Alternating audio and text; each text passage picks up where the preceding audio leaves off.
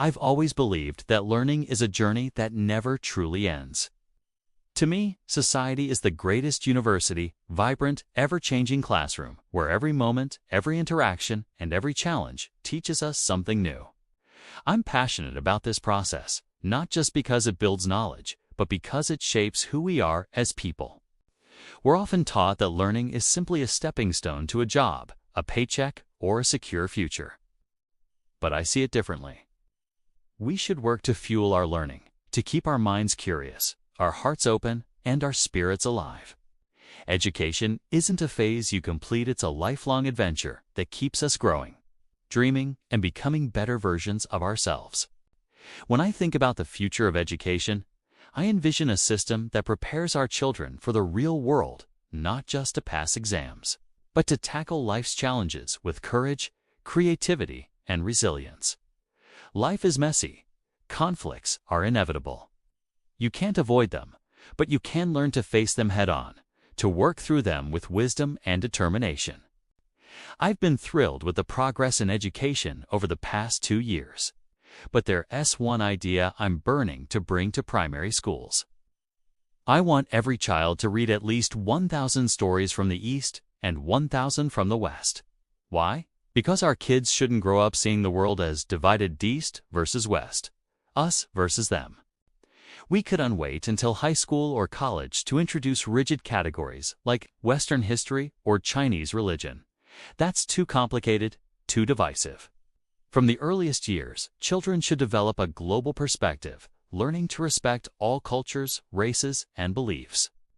This isn't just for some schools or some countries, it's for every student, everywhere. It's the foundation for a world that thrives on unity, not separation. Applause.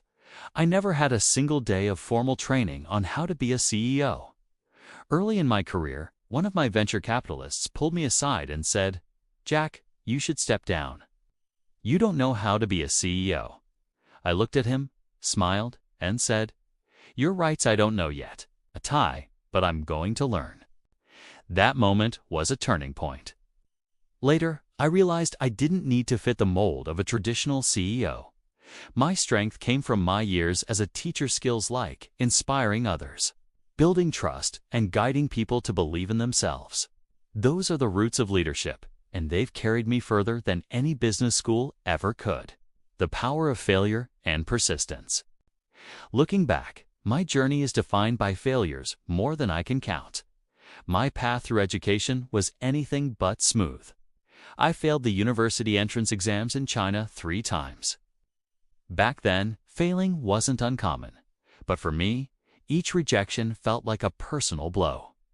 The weight of disappointment grew heavier with every attempt, yet something inside me refused to give up. After years of persistence, I was accepted into Hangzhou Teachers College. To many, it was a lesser school, a 4th or 5th tier university. But for me, it was a lifeline. It wasn't just about the lessons in the classroom. It was about learning to push through adversity, to keep going when the world seemed to say no. Those failures were my greatest teachers. They taught me resilience, the value of persistence, and the power of a mindset rooted in growth. I remember sitting alone after my 3rd exam failure, my head spinning with doubt, but a question kept surfacing. If not now, when? If not me, who? That became my guiding light, a mantra that carried me through every challenge in my career. Too many people see failure as the end of the road, but I've always believed it's the start of a new path. Failure doesn't break you. It forces you to confront your weaknesses, to adapt, to find new ways forward. I faced plenty of closed doors. For years, I wrestled with feelings of inadequacy, of not being good enough. But there was always a small spark of hope that kept me going, belief that I could find a way. That determination shaped who I am today. It's why I tell young people, don't run from failure. Embrace it. Learn from it. Let it push you toward something greater. Failure is a teacher, not a verdict. Let me share a story. When I was young, I applied for a job at a hotel. I was so excited, practicing my introduction, imagining myself in the role. I didn't get it. The rejection stung, but it made me think, what can I do better next time? That question, always seeking improvement, became my compass. It's not about avoiding failure. It's about using it to grow. Another time, I applied to be a police officer. I was turned down again, told I wasn't fit for the role. Instead of giving up, I kept searching for opportunities, each rejection sharpening my resolve. A new vision for education. When I was a student, China's education system needed a serious overhaul, and in many ways, it still does. Teaching was often left to those who weren't seen as the top students, as if education was a fallback career. That never made sense to me. How could we spark a revolution in learning if we didn't value our teachers? But at Hangzhou Teachers College, I learned a vital truth. Being a great teacher is untethered about having perfect grades or the most degrees. It's about inspiring others, igniting their curiosity, and helping them see their own potential. Teaching transformed me, not just as a professional, but as a person. In those classrooms, I discovered the true power of education. It's not about creating uniform graduates, but about empowering unique individuals. Every student is different, with their own dreams, talents, and struggles. A teacher's role is to guide them toward discovering who they can be, not to mold them into someone else's idea of success. As we look to the future, I believe diversity of thought will be our greatest asset. If we treat schools like assembly lines, producing identical graduates, we'll end up with robots, not innovators. My own journey wasn't about memorizing facts. It was about turning setbacks into stepping stones, about learning to see challenges as opportunities. That mindset has defined me as a leader, and it's what I want for the next generation. Success isn't about how quickly you reach your goal. It's about the resilience you show along the way. Failure is temporary, but learning lasts forever. Let me tell you about a moment that shaped my view of education. One day, during my teaching years, a shy student came to me after class. She was struggling, convinced she wasn't good enough. I sat with her, listened, and told her, "You don't have to be perfect, you just have to try." Over time, I watched her confidence grow. Not because I gave her all the answers, but because I believed in her. That's what education should do. Lift people up, show them they're capable, and give them the tools to shine. Another student, a boy who barely spoke in class, once shared his dream of becoming a writer. I encouraged him to write a short story. It wasn't perfect, but it was his, and that spark of creation changed how he saw himself. Years later, he sent me a copy of his first published book. That's the power of education. It's about transformation, not just information. The purpose of university. I often talk to high school students in China and ask, "What's your passion? What do you want to do with your life?" Too often, they say, "I don't know. I just want to get into a good university." When I ask why, they shrug. "Because it'll get me a job." That breaks my heart. So many young people chase degrees without knowing why, thinking it's a golden ticket to security. But it's not. In my 20 years at Alibaba, I learned that most university graduates needed retraining from the ground up. A degree doesn't guarantee a job, and it doesn't prepare you for the real world. What makes the difference? Teachers. I've seen how one teacher's belief in a student can change their trajectory. My own education showed me this contrast in stark relief. The impact of teachers. Let me tell you about my English teacher. She wasn't even trained in English. She was a math teacher, reassigned because of a shortage. Yet she left a lasting mark on me. One day, she said, "Jack, your pronunciation is better than mine." Those words, from someone learning alongside us, lit a fire in me. Her honesty, her encouragement, gave me confidence I didn't know I had. It showed me the power of a teacher's belief. Contrast that with my chemistry teacher. We clashed.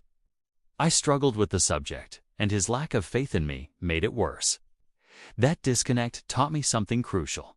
The relationship between teacher and student is everything. When a teacher invests emotionally, showing trust, care, and support, the impact goes beyond grades. it shapes who you become. Great teachers don't just teach subjects, they teach resilience, self-belief, and the courage to keep going. This applies to business, too. Success isn't about technical mastery alone. It's about believing you can learn, adapt, and grow. My English teacher, with her limited training but boundless passion, became one of my greatest influences. She showed me that it's not about having all the answers. It's about connecting, motivating, and inspiring. That's the true mark of a teacher. I recall another moment from my teaching days. A student was failing, not because he lacked ability, but because he lacked confidence. I spent extra time with him, not drilling formulas, but talking about his dreams. Slowly, he started to believe in himself. Years later, he wrote to me, saying those conversations changed his life. That's the power of teaching. It's about transformation, not just test scores. Another time, I had a student who was disruptive, always acting out. Instead of punishing him, I asked why he was so restless. He opened up about feeling lost. We worked together to channel his energy into a project he cared about, and he ended up becoming one of the most engaged students in the class. Teachers don't just impart knowledge, they change lives. This perspective shapes how I lead. Like a teacher trusts their students, a leader must trust their team. A leader's role is to be the smartest TDs to empower others to surpass their own limits. As I often say, if you want to catch the rabbit, don't try to change the rabbit, change yourself. The AI era, differentiation over standardization. The Industrial Revolution was about uniformity, building systems, streamlining processes. But in the AI era, we need to celebrate what makes us unique. We must nurture individuality, not sameness. Technology like AI isn't here to control us, it's here to empower us. True fairness in education means giving every child the tools to become their best self, not forcing them into a one-size-fits-all mold. I've always pictured schools as zoos, vibrant with all kinds of animals, each with its own strengths and quirks. That's how I built my company. I didn't want a farm of identical chickens or ducks. I wanted a team that was diverse, versatile, and bold. Education should do the same: celebrate differences, spark creativity, and prepare kids to stand out in a world that's changing faster than ever. In a world where machines can process data and solve problems in seconds, what sets humans apart? Our creativity, our emotions, our ability to think differently. Education must foster these qualities, not suppress them. We need to teach kids to dream, to question, to imagine possibilities machines can't conceive. I remember visiting a school where students were encouraged to create their own projects, from building simple apps to writing poetry. The joy in their eyes, the pride in their work, that's what education should be about. It's not about rote learning. It's about igniting passion. The importance of embracing failure. Failure is inevitable, but it's not the end, it's a beginning. I learned this through countless rejections. I applied for 30 jobs and got turned down every time, including by KFC. Out of 24 applicants, 23 were hired. I was the odd one out. That could have crushed me, but I saw it as a challenge. Each no pushed me to try harder, to find new paths. This mindset, seeing failure as a teacher, is vital for young people. The world is unpredictable, full of hurdles. We need to teach resilience, to show kids that failure isn't something to fear, but something to learn from. It reveals your weaknesses and sparks growth. That's what sets innovators apart: the ability to get up, reflect, and keep moving. I live by a simple truth. If you have a dream, you'll never feel poor. No matter how tough things get, a clear vision and the will to pursue it make failure just a detour. Today's youth are often terrified of failing, but growth comes from embracing it. Every rejection I faced was a step toward something better. It wasn't easy, but it was necessary. When I talk to young entrepreneurs, I stress this: failure doesn't define you, your response does. Let me share another story. Early in my career, I pitched an idea to a group of investors. I was nervous but hopeful. They rejected it outright, saying it was impractical. I could have given up, but instead, I went back, refined my idea, and tried again. That persistence led to breakthroughs I never could have imagined. Failure isn't a wall, it's a door. Another time, I tried starting a small translation business. It flopped. But the lessons I learned about managing people, understanding clients, became the foundation for Alibaba. Every failure builds you up, if you let it. Preparing for the future of work. The world is changing at a breathtaking pace. Technology is reshaping everything, from how we live to how we work. When I look at kids in schools today, I ask, are we preparing them for the future they'll face? Experts say that in 20 years, half of today's jobs may vanish. That's daunting, but it's also an opportunity. We need to teach children to be creative, adaptable, and independent thinkers. Too many schools still operate like factories, producing standardized graduates for a world that no longer exists.